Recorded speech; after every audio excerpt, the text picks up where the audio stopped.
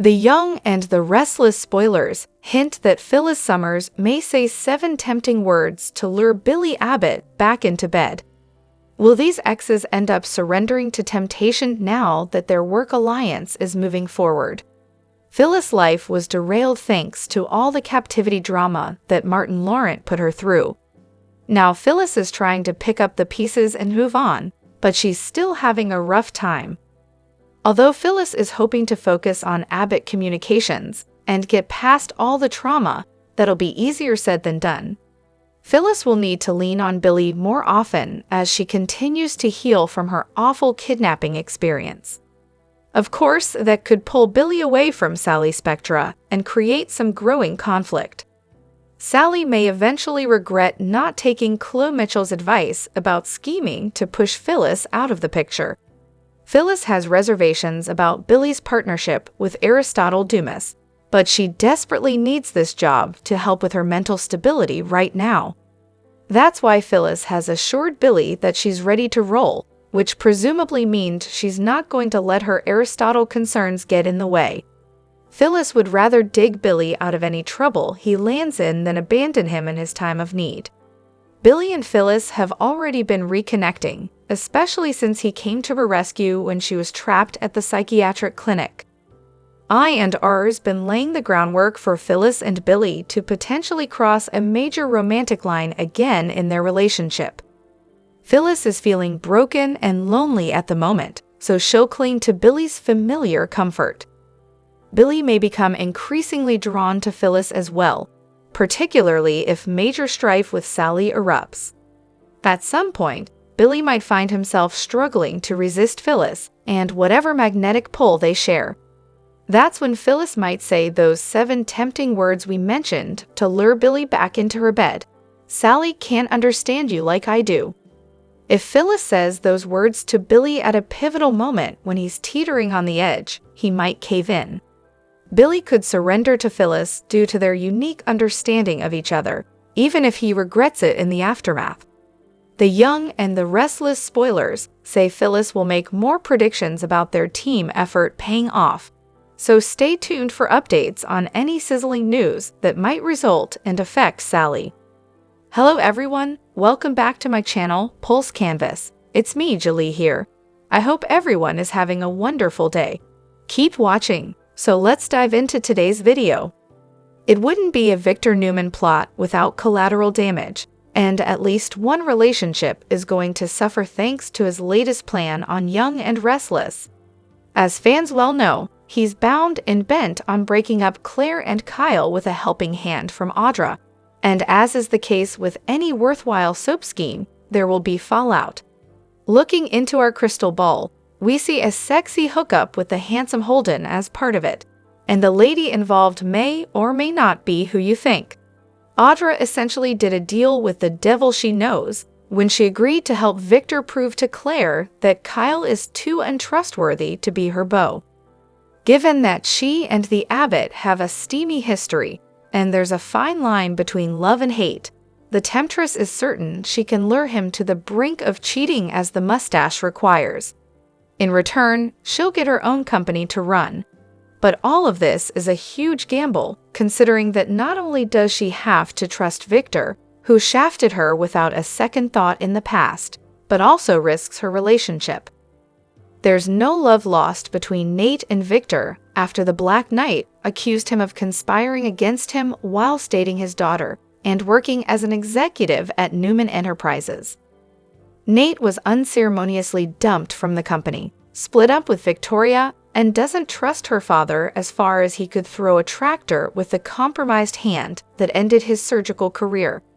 In short, Audra's involvement with Victor in any capacity is going to cause an issue between them, but she's flirting with absolute disaster by trying to recaptivate Kyle on the sly. On the other side of the equation is Claire, who is equally as determined to win her grandfather's blessing and prove to him that Kyle is the right man for her. But it's not as though doubt hasn't crept in already. She's leery of his past with Summer, with whom he shares a son, and who is clearly jealous of her. She's walked in on them confiding in one another and even sharing hugs.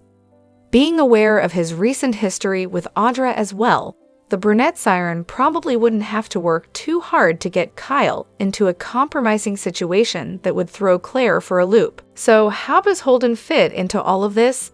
He obviously has a past with Audra and is waiting in the wings for the chance to pick up where things left off between them in Los Angeles, but he's also spent time with Claire. In what might have been a classic soap chem test, Holden introduced Claire to her new favorite cocktail, the Vesper, and chatted her up at the athletic club bar. When Victor's twisted plot inevitably goes sideways, Audra or Claire's relationship, or both, could be fractured.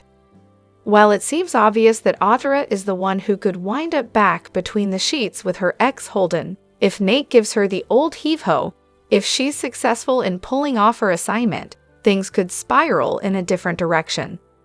It may instead be a heartbroken Claire who falls into bed with Damien's sexy right-hand man after a few too many Vespers and a heaping helping of his smooth charm.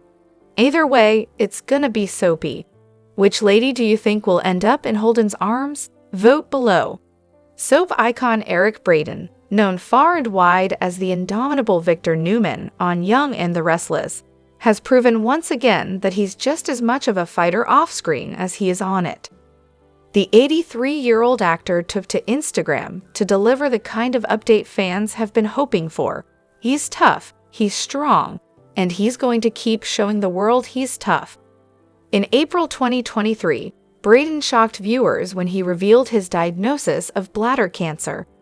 The news sent shockwaves through the soap community, but if there's one thing fans know about Victor Newman, it's that surrender simply isn't in his vocabulary. Sporting a sweatsuit and his boxing gloves, Braeden beamed in a short boxing video where he dominated the punching bag. His message was simple: F cancer, 84 and going. True to form, he's not slowing down. Braeden hinted that he's feeling stronger by the day, and his on-screen presence has remained steady. Victor Newman is still wheeling, dealing, and threatening to destroy anyone who dares cross him in Genoa City. Fans who feared he might step back from the role can breathe a sigh of relief. Eric's still in the game, and he's playing to win. Though cancer came knocking, it clearly picked the wrong guy. From the sounds of it, Eric's not only back, he might just be more motivated than ever. Maybe it's the spirit of the great Victor Newman rubbing off, or maybe it's just the unstoppable energy of a man who's made resilience a lifestyle. In the ever-volatile landscape of Genoa City, The Young and the Restless continues to deliver high-stakes drama and unexpected plot twists. A recent storyline centers around Damien Kane's explosive confession to Lily Winters, an admission that threatens to reshape the power structure of the city and redefine key relationships. At the heart of the revelation is the stunning claim that Dumas, a mysterious figure long believed to be pulling the strings behind major corporate maneuvers, does not exist. Damien reveals this secret during a clandestine meeting with Lily at a secluded lookout point, casting doubt on everything she once believed about her allies and adversaries. According to Damien, Dumas was a fictional construct, a convenient illusion used to mask the real power brokers operating from the shadows. This disclosure leaves Lily in turmoil. Having relied on Damien as a potential source of intelligence in the ongoing battle against Victor Newman, she now finds herself questioning the very foundation of her strategy. Damien's role, once seen as pivotal, is now ambiguous at best and dangerously deceptive at worst. Despite the betrayal, Lily makes a calculated move. She asks Damien for help. The decision shocks Damien and reflects her willingness to embrace risk in pursuit of the truth. However, his confession, that he once fabricated his qualifications to get closer to the mythical Dumas, raises serious concerns about trust and motive. Lily must choose between leveraging Damien's insider knowledge to potentially reclaim control of Chancellor Winters or distancing herself from someone whose loyalty and past remain uncertain. Her choice has broad implications, not only for her career, but for the fragile web of trust within her circle. Parallel to Lily's struggle is the evolving relationship between Audra Charles and Nate Hastings. Audra, driven by ambition, aligns herself with Victor Newman in hopes of ascending the corporate ladder. She even prepares a celebratory evening to announce her new executive opportunity, backed by Victor, but is met with rejection when Nate learns of her involvement. Nate, wary of Victor's manipulative tactics, refuses to support the partnership, setting the stage for a potential fracture in their relationship. Audra is left to reconcile her career goals with her emotional ties, as her choices threaten to undermine both. Adding to the complexity is the emergence of Holden Novak, a mysterious figure whose presence destabilizes existing relationships. His subtle provocations, particularly toward Nate regarding Audra, indicate deeper intentions. Holden's ambiguous ties to Audra and his decision to remain in Genoa City suggest that he is more than just a disruptive influence. His motivations, still unclear, may be linked to the broader conspiracies at play. Meanwhile, Devon Hamilton becomes entangled in the chaos. A heated exchange with Holden at GCAC reveals Devon's intense protectiveness toward Lily, especially as rumors surface about her growing connection with Damien. This reaction underscores the emotional stakes and the tightly knit interpersonal dynamics within Chancellor Winters. At the center of many of these conflicts lies Victor Newman. His manipulations extend across multiple storylines, supporting Audra's rise while allegedly orchestrating events connected to the fabricated Dumas identity. His influence remains both omnipresent and inscrutable, making him a central antagonist whose true endgame remains veiled. As tensions rise, characters face profound internal and external conflicts. Lily stands on the edge of a perilous alliance. Audra risks everything for advancement. Nate confronts betrayal and ambition, and Holden disrupts the fragile balance of trust. With Victor pulling strings from behind the curtain and the myth of Dumas unraveling, Genoa City becomes a battlefield of secrets, shifting loyalties, and high-stakes decisions. The fallout from these revelations will not only affect personal relationships, but could also reshape the power dynamics of the entire city. As viewers await the next chapter, one thing is certain: in The Young and the Restless, nothing stays buried for long. In the latest developments from The Young and the Restless, interpersonal drama escalates into a high-stakes emotional and strategic showdown. At the center of this entanglement lies Audra, caught between loyalty, manipulation, and her own professional ambition. The key players, Nate, Holden, Kyle, and even Victor Newman, are engaged in a complex narrative where personal feelings intertwine with power plays. Holden's pursuit of Audra moves quickly from infatuation to calculated disruption. Initially subtle, his manipulations evolve into outright interference, planting seeds of doubt in Nate's mind. Despite Nate's unwavering belief in Audra's loyalty, mounting evidence, lingering coffee cups, unexplained absences, and a shift in her demeanor forces him to confront the threat Holden poses. Tensions reach a breaking point when Nate confronts Holden in a public altercation, marking a significant shift in his character arc. Once composed and trusting, Nate's growing suspicion leads him to make a drastic move, physically lashing out in defense of both his relationship and his pride. However, Audra's intervention in the aftermath reveals deeper conflict. She's not merely choosing between two men, but weighing her entire future. Meanwhile, Audra's internal struggle surfaces. Despite the chaos, she refuses to let her life be dictated by romantic turmoil. Instead, she turns her attention to professional alignments, with Kyle Abbott and Victor Newman emerging as pivotal figures. While neither has made overt advances, both offer opportunities for influence, protection, and long-term power within Genoa City. Nate, sensing the shift, launches his own investigation. From Audra's office to Kyle's loft, he uncovers hints of a deeper alliance with Newman Enterprises. His discovery of confidential campaign documents and late-night correspondence with Victor adds fuel to his growing paranoia. His trust in Audra becomes entangled with fear that she may be leveraging personal relationships for professional gain. Holden, humiliated but not defeated, prepares his next move. His resolve hardens as he plots retaliation, ensuring that Nate's punch is only the beginning of a deeper, more dangerous rivalry. Audra, now standing at the epicenter of a tangled web of ambition, affection, and betrayal, faces a pivotal decision. Her next actions will determine whether she seizes control of her narrative or becomes a pawn in someone else's game.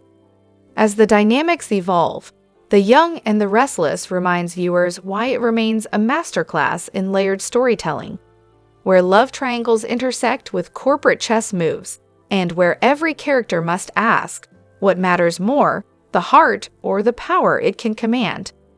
The April 15, 2025 episode of The Young and the Restless delivers a suspense-filled installment, placing Billy Abbott at the epicenter of a power struggle that threatens to upend everything he's rebuilt. As ambition clashes with deception, Genoa City becomes the battleground for one of the most strategic showdowns in recent memory. At the heart of the conflict is Billy Abbott, who stands at a crucial turning point. After years of setbacks, he's poised to reclaim his influence and possibly re-enter the political sphere with Chancellor under his control. However, his relentless drive has exposed him to new threats, most notably from two formidable figures, Victor Newman and the enigmatic Aristotle Dumas.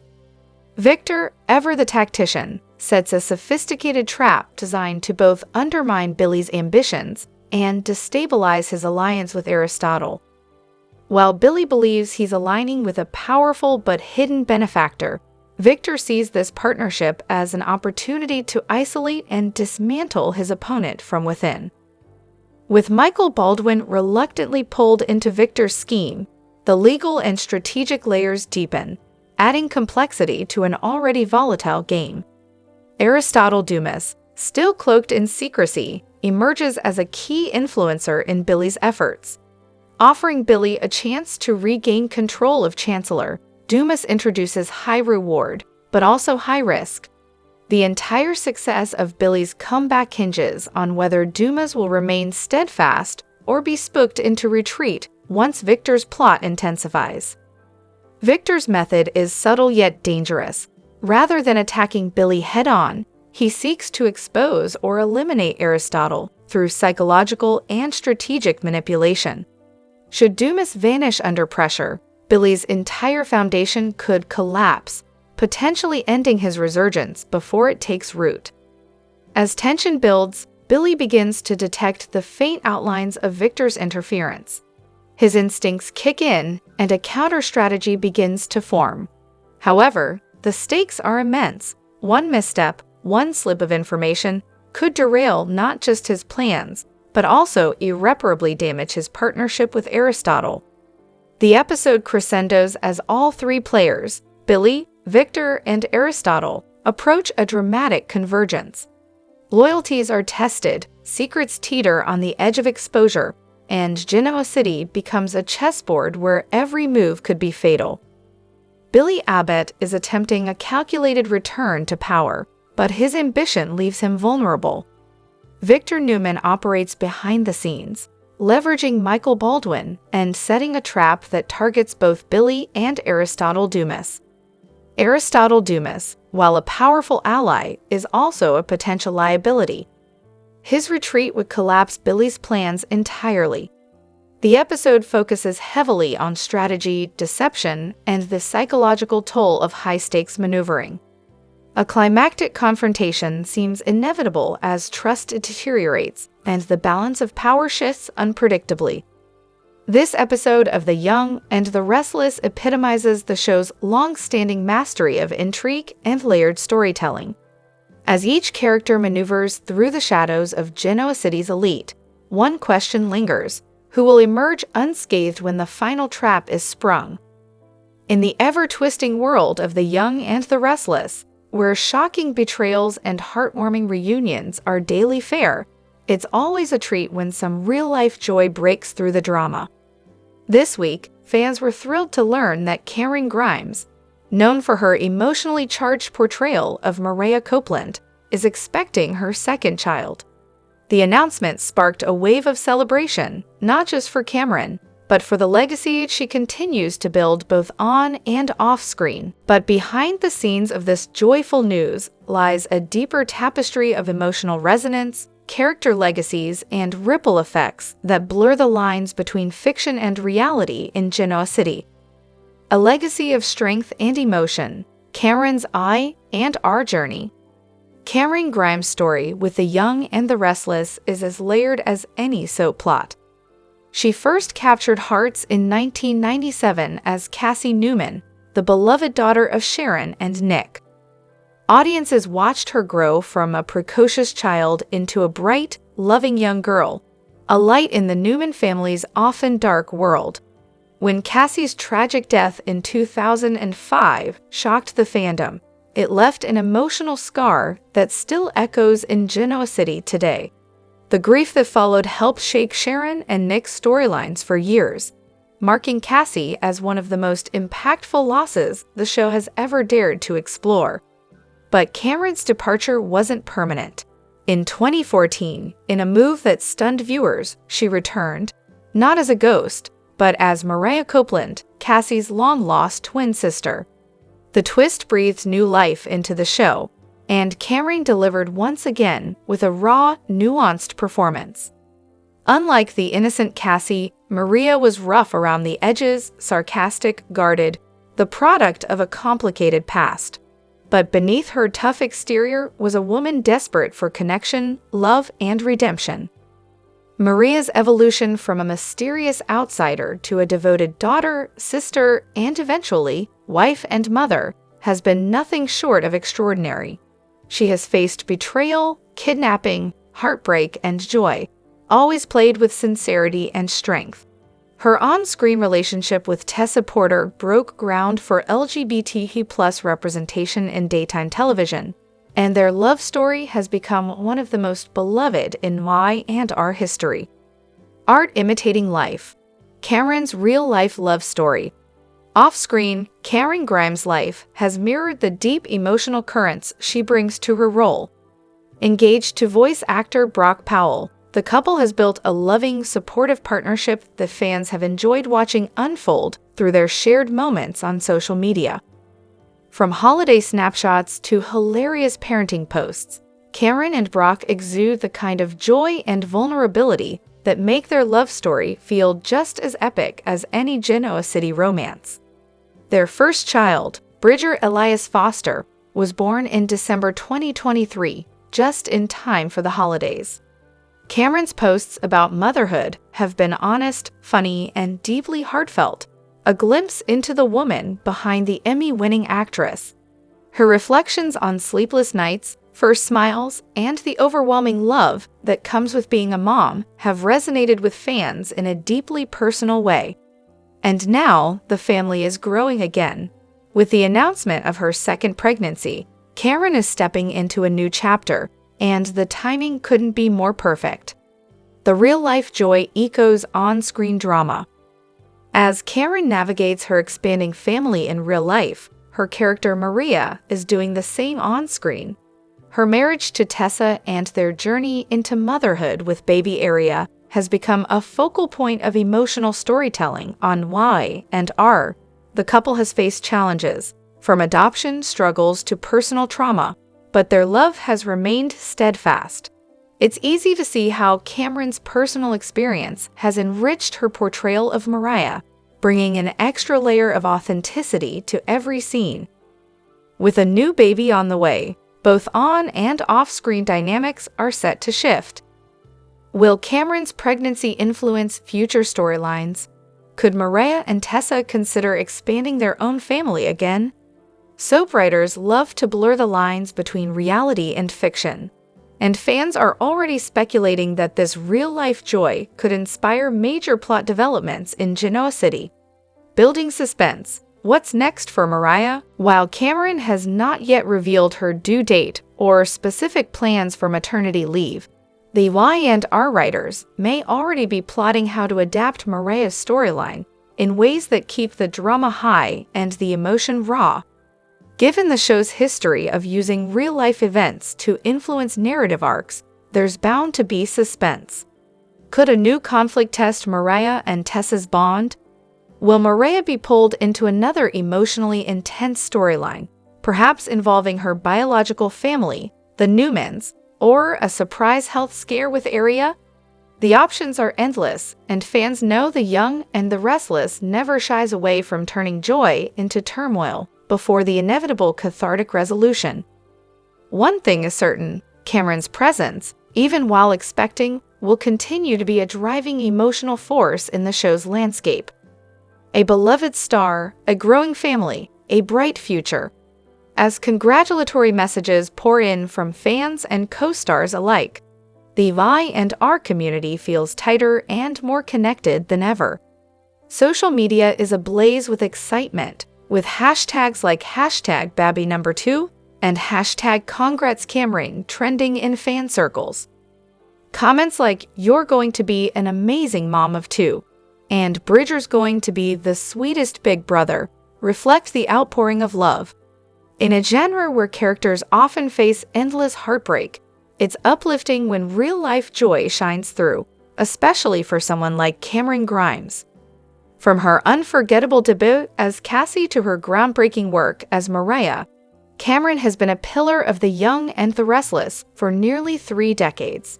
Her journey as an actress, partner, and mother is a testament to resilience, transformation, and love, themes that resonate deeply with every Y&R fan. As she prepares to welcome her second child, all eyes will be on both Cameron and Mariah, watching, supporting, and eagerly anticipating what's next in this remarkable journey. Christian Andrew Newman on The Young and the Restless is mentioned more than seen on the soap recently, but his young life has already been full of drama. Last played by Alex Wilson, Christian's paternity has been a little bit complicated, and newer viewers might find themselves wondering why both Adam and Nick consider themselves the boy's father. The child of Adam and Sage Newman, Christian had quite a few different parents in his young life. Heck, the infant was also presumed dead. Let's start at the beginning and see if we can't make it all make sense. When Sage became pregnant, she wasn't sure who was the father of her baby. She hoped it was Nicholas Newman, but she had slept with Gabriel Bingham during a temporary breakup. After marrying Nick, Sage had a paternity test done, and Nick was furious to find out that she'd had a one-night stand with Gabriel. But after he calmed down, they reconciled and agreed to raise the child together. But after Gabriel was revealed to be Adam Newman back from the dead with a new face, Nick was devastated, and a distraught Sage went into premature labor in Chancellor Park. Adam helped deliver the child and rushed them to the hospital where Nick begged Sage to forgive him. Unfortunately, they were later told that Christian had died. It was then revealed that Adam had bribed a lab tech to tamper with the paternity tests to show Nick as the father, because he was pretending to be Gabriel and didn't want to be exposed. Victor was disgusted by Adam's actions, but agreed to keep the secret so as not to hurt Nick or Chelsea. However, Christian was not actually dead but given to Sharon, who had suffered a miscarriage while a patient at the Fairview Psychiatric Facility. Her doctor led her to believe that she'd never lost her baby and instead gave birth to this one. Dylan McAvoy was thrilled to be a father, and he and Sharon decided to name the child Sullivan Sully McAvoy after an old war buddy of his. Sharon and Sage learned the truth about the baby switch, but when Sage died in a car accident, Sharon decided to continue raising Christian as Sully. But eventually, the truth came out and Sharon tearfully confessed the truth to Nick, begging for the chance to tell Dylan the truth herself. Dylan was heartbroken and bid his son farewell. Meanwhile, Adam had grown close with Chelsea Lawson and confided to her that he was Christian's real father. After Sage's death, she left Adam a letter where she thanked Adam for tampering with the test results and begged him never to tell Nick the truth. Following Adam's death in an explosion, Chelsea found friendship with Nick, and then even more as romance developed. When Chelsea got caught embezzling money, she decided to skip town and very nearly took Christian with her, but at the last minute, left him to remain with Nick. Unfortunately, Nick was devastated to learn the truth that Adam is really Christian's father, but continued to raise the boy he'd grown to love as his own son. Things got even more complicated when Adam turned up alive again and told Nick he wanted to take his boy back. During the custody hearing, Adam played dirty, revealing Nick's gaslighting of his father by disguising himself as JT, and Nick fought back by bringing up Adam's crimes, including killing Delia.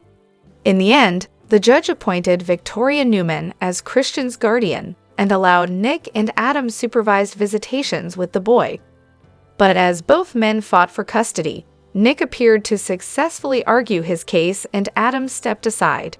Connor Newman was living with them at the time and was going through some troubles that led him to lock Christian in the garage. Although the boy was shaken by the experience, Connor apologized and the boys made amends. When Nick visited Summer in Milan in December 2021, he left Christian in Sharon's care.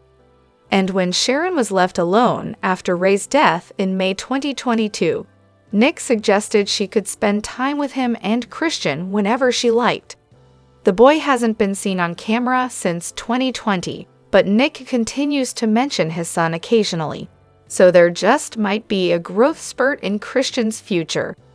In a riveting turn of events on The Young and the Restless, Audra Charles emerges as a master manipulator, meticulously engineering a scheme aimed at dismantling Kyle Abbott's personal and professional world. Set against the glimmering backdrop of Geno City, Audra's vendetta is both corporate and deeply personal, fueled by a long-standing grudge against the Abbott and Newman families. Audra's strategy is two-pronged: orchestrate Kyle's downfall at Jabot Cosmetics, and simultaneously fracture his romantic bond with Claire Newman. Central to this deception is a fabricated image, a staged photograph of Kyle in a seemingly intimate moment with another woman. Delivered at a precisely timed dinner, the image is designed to plant seeds of doubt and heartbreak in Claire's mind. Yet Audra's blueprint faces unexpected resistance. Nate Hastings, a sharp observer and trusted friend to Claire, begins to question the narrative. Discrepancies in Kyle's schedule and inconsistencies in Audra's account spark his growing suspicion. Meanwhile, Holden Novak, an unpredictable variable with a magnetic presence, adds further complexity, inadvertently intensifying scrutiny on Audra through his overt interest in her. As Nate's investigation deepens, Audra scrambles to maintain control. She initiates a misinformation campaign, attempts to isolate Claire emotionally, and accelerates the release of the damaging photo. With the charity gala looming, a key stage for reinforcing her social credibility, Audra readies herself for either vindication or exposure. The tension reaches its peak when Nate directly confronts Audra, challenging her with observations that threaten to unravel her scheme. Behind the scenes, an associate begins leaking fragments of Audra's communications, hinting at a broader conspiracy. Recognizing the imminent threat, Audra issues a final directive to her operative: deliver the photo to Claire immediately and eliminate distractions if necessary. The episode crescendos at the gala, where whispered rumors and shifting alliances threaten to implode Audra's carefully constructed web. With her plan teetering on collapse, the storyline stands at a dramatic crossroads. Will Kyle fall victim to the illusion, or will Nate's pursuit of truth dismantle the deception before irreparable harm is done? This unfolding arc showcases The Young and the Restless at its finest, interweaving themes of loyalty, manipulation, and the high cost of revenge in a narrative where every move could be a masterstroke or a fatal mistake. Next week on The Young and the Restless, the mounting pressure within the Newman family reaches a breaking point as Victoria Newman confronts her brother Nick over his continued entanglement with Sharon. Despite his good intentions, Nick's unwavering commitment to helping Sharon through crisis after crisis has begun to erode the patience of those around him, most notably Victoria. As Nick prepares for a trip to London with Sharon and their daughter Faith, Victoria voices concerns that have long been simmering beneath the surface. She accuses him of sacrificing his well-being and business responsibilities in favor of Sharon's ongoing emotional turmoil. Though Nick tries to dismiss her fears, Victoria insists that he take a true break, not a trip with Sharon, but a step away from her entirely. Her confrontation is more than just a sibling spat. It ignites a deeper conversation among the Newman patriarchs. Victor and Nikki share Victoria's unease, with Victor labeling Nick's devotion to Sharon as a liability. Victor, ever the strategist, proposes a calculated meeting with Sharon to assess her influence over Nick using custody discussions as a pretext. Meanwhile, across the Atlantic, Sharon is determined to prove she's changed. In London, she's preparing herself mentally and emotionally to show Nick and the world that she's finally stable. But Faith, ever perceptive, questions her mother's motives, planting seeds of doubt in what is already a fragile situation. Back in Genoa City, tensions reach a boiling point when Victoria and Nick face off once again. In an emotionally charged exchange, she accuses him of wasting his life on a woman who doesn't truly value him. Nick's defense, that he loves Sharon and she's the mother of his child, falls flat against Victoria's passionate plea for him to prioritize himself. This episode sets the stage for what could be a pivotal shift in the show's central relationships. Will Nick heed his sister's warning, or is he too entrenched in his role as Sharon's savior to see the damage it's causing? And with Faith caught in the middle, the emotional stakes are higher than ever. Parallel to this drama, another subplot simmers. The looming May purge threatens to expose deep-rooted secrets involving Damien, Lily, and the enigmatic Aristotle Dumas. Victor, again at the center of the storm, manipulates narratives that cast doubt on Damien's past and question the intentions of those close to Lily. As Lily wrestles with whom to trust, the consequences of misplaced loyalty could fracture bonds beyond repair. The coming week promises intense drama, family fractures, and possibly irreversible decisions. Viewers can expect emotional confrontations, strategic manipulation, and long-awaited reckonings. As ever in Genoa City, every revelation brings with it new complications, and no one is safe from the fallout. As the tale of two Laurent brothers comes to a close on Young and Restless, the stories involving Damien and Aristotle Dumas, and Jack and Victor's latest feud ramp up. Victor's sure he has the upper hand against the Abbotts, what with planting moles at Jabot and hiring Audra to torpedo Kyle's love affair with Claire. But as with everything the mustache plots, it's a game of chess, never checkers, and therefore gets complicated. Michael expressed concern that the insiders they planted when Jabot absorbed Glissade might be garnering a little too much attention, and indeed, Kyle told Jack that he's suspicious of said employees.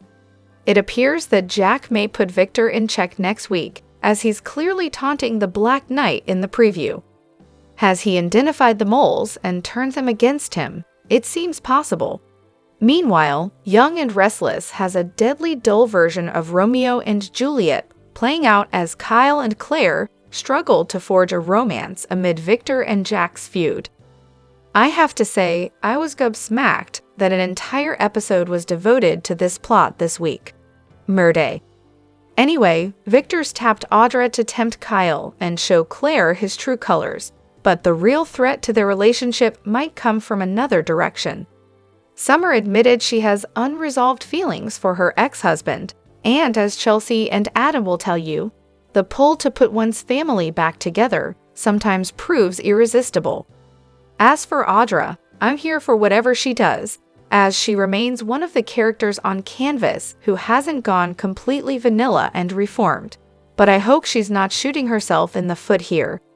P.S. I love her friendship with Sally. Why Lily thinks Damien has to answer to her is beyond me, but apparently he's bought into the idea, as this week he decides to tell her everything.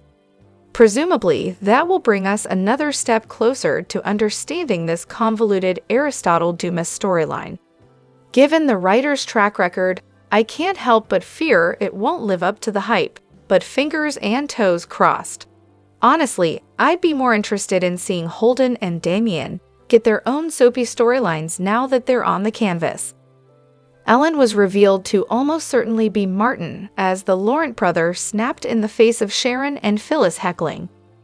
I was glad they got an audience with their tormentor, and Christopher Cousin's performance was riveting, but there were 100 more satisfying ways this could have played out. We could have had action, for example, rather than just more talk. It also left us without answers to some burning questions. As Nish 414 pointed out on Bluesky, I still want to know where Martin got his information from about Phyllis and Sharon because neither brother was around back in the day. Seriously, how did he know what song was playing when Phyllis argued with Sharon at the gala and fell down the stairs? My main concern is with the idea that Martin lived and Alan died. This does not jive with what we saw play out on screen. They were wearing different outfits at the time of the fall. There is no way that Martin could have changed into his dead brother's clothing and taken on his persona in the time it took for Ashley to run down the stairs and appear outside. That's why I'm holding out hope for a twist. Perhaps they both somehow survived the fall and Martin took over Alan's life at some point. That way, Alan could be found wherever his twin stashed him and Tracy could still get her happy ending. Do you think Alan's still alive? Vote. In the latest chapter of The Young and the Restless, aired on April 15, 2025, Genoa City remains a hotbed of emotional upheaval and concealed truths. The episode delves into Diane Jenkins' struggle for acceptance, the ripple effects of Martin Laurent's schemes, and the strained dynamics among the Abbott and Newman families. Below is a concise summary of the key technical and narrative developments.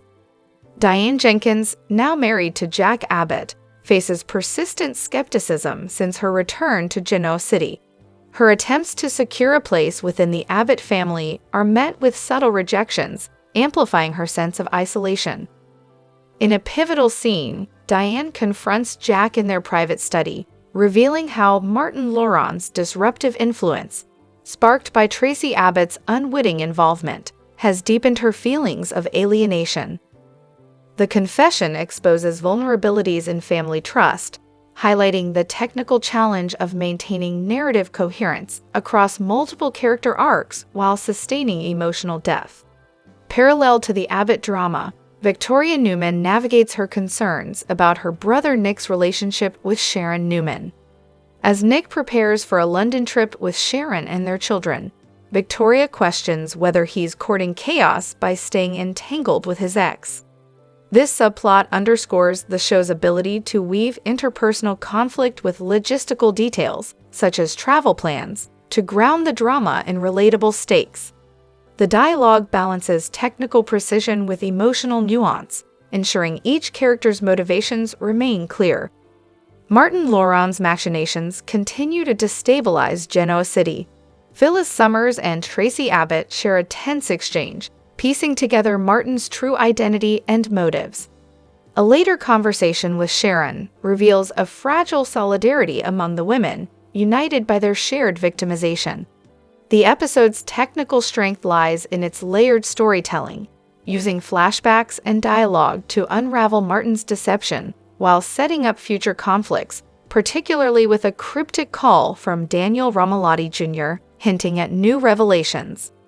Amid the heavier moments, Jack and Michael Baldwin share a sardonic exchange in the Abbott mansion, reflecting on the family's power struggles and Victor Newman's looming influence.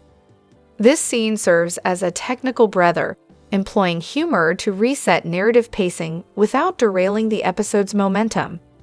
It subtly foreshadows a shift in family dynamics, suggesting the Abbotts are poised to confront long-buried secrets. The episode closes with Genoa City on the brink of further upheaval. Diane's confession, Victoria's warnings, and Phyllis' pursuit of truth signal a narrative pivot toward resolving Martin's chaos or deepening it. The technical execution, blending emotional confrontations with strategic plot advancements, keeps viewers engaged in a story where loyalty and betrayal are in constant flux.